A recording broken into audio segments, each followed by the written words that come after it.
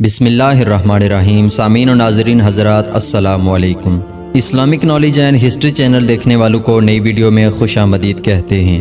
سامعین کرام، امیر المومنین حضرت عمر فاروق رضی اللہ تعالی عنہ کی عدالت عالیہ میں ایک مقدمہ پیش ہوا۔ دو خوبصورت نوجوان ایک نوجوان کو پکڑ کر حاضر ہوئے اور فریاد کی کہ اے امیر المومنین، اس نوجوان نے ہمارے بوڑھے باپ کو قتل کر دیا ہے، اس ظالم قاتل سے ہمارا حق دلوائیے۔ آپ رضی اللہ تعالی عنہ نے دعویٰ سننے کے بعد ملزم کی طرف دیکھا اور دریافت فرمایا کہ تو اپنی صفائی میں کیا کہتا ہے؟ ملزم نے عرض کی کہ ہاں امیر المومنین، یہ جرم واقعی مجھ سے صادر ہوا ہے، میں نے زور سے ایک پتھر اسے مارا تھا جس سے وہ ہلاک ہو گیا تھا۔ فاروق اعظم رضی اللہ تعالی عنہ نے فرمایا، گویا تو اپنے جرم کا اقرار کرتا ہے؟ ملزم نے کہا ہاں امیر المومنین، یہ جرم واقعی مجھ سے صادر ہوا ہے۔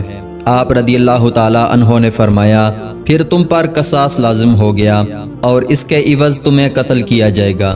ملزم نے جواب دیا، آقا مجھے آپ کے حکم اور شریعت مطہرہ کے فتوے سے انکار نہیں، البتہ میں ایک گزارش کرنا چاہتا ہوں۔ آپ نے فرمایا کہ بیان کرو۔ عرض کی کہ 3 دن کی مہلت چاہتا ہوں، 3 دن بعد حاضر خدمت ہو جاؤں گا۔ عظیم قائد نے کچھ دیر سر جھکا کر سوچا، غور کے بعد سر اوپر اٹھایا اور فرمایا، اچھا کون ضامن ہوگا تمہارا کہ تم واقعی وعدہ کو ایفا کرنے کے لیے تیسرے دن عدالت عالیہ میں حاضر ہو کر خون کا بدلہ خون سے دو گے؟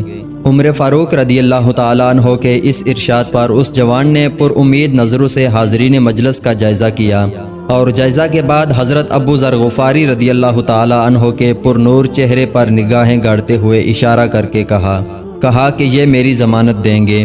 خلیفہ رسول نے اس سے دریافت فرمایا، انہوں نے کہا کہ بے شک میں ضمانت دیتا ہوں کہ نوجوان 3 دن بعد تکمیل قصاص کے لیے عدالت میں حاضر ہو جائے گا۔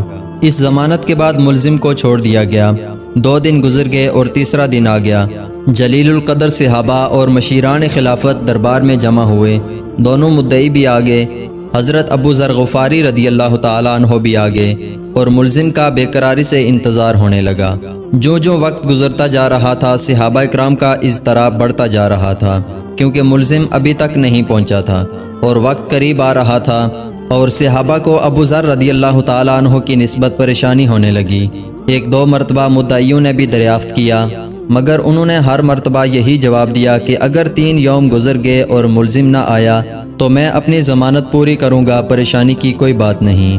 جب حاضرین پریشانی کی انتہا پر پہنچ گئے اور دہلا دینے والے انجام کے تصور سے سہم گئے کہ اچانک ایک طرف سے ملزم دربار میں آ حاضر ہوا۔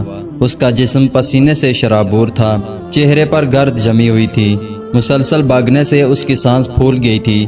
اس نے آتے ہی سلام کیا اور عرض کی کہ اللہ تعالیٰ کا جو حکم ہے بجا لایا جائے۔ آپ رضی اللہ تعالیٰ عنہ کے دریافت کرنے پر ملزم نے بتایا کہ میں ایک امانت والے کے سپرد کرنے گیا تھا۔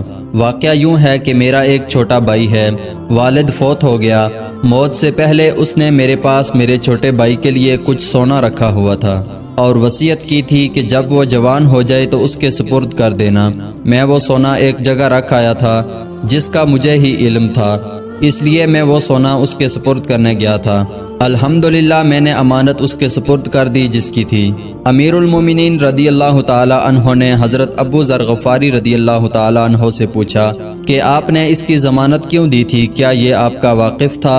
انہوں نے کہا کہ میرا اس سے کوئی تعلق نہ تھا، صرف یہ بات تھی کہ جب اس نے پر امید نگاہوں سے میری طرف دیکھا تو مجھے خیال آیا کہ اگر بڑے مجمع میں بھی میں اس کی ضمانت نہ دوں تو کل قیامت کے دن رب العزت کے سامنے شرمندہ ہونا پڑے گا کہ اتنے آدمیوں میں سے کوئی بھی اس کا ضامن نہ بن سکا، اس لیے میں نے اس کی ضمانت دی۔ حالانکہ میں اسے بالکل نہ جانتا تھا، نہ مجھے یہ معلوم تھا کہ یہ کہاں رہتا ہے، بس اس کی ظاہری شرافت نے مجھے یقین دلا دیا تھا کہ وعدہ کا پکا ہے اور میں نے ضمانت دے دی۔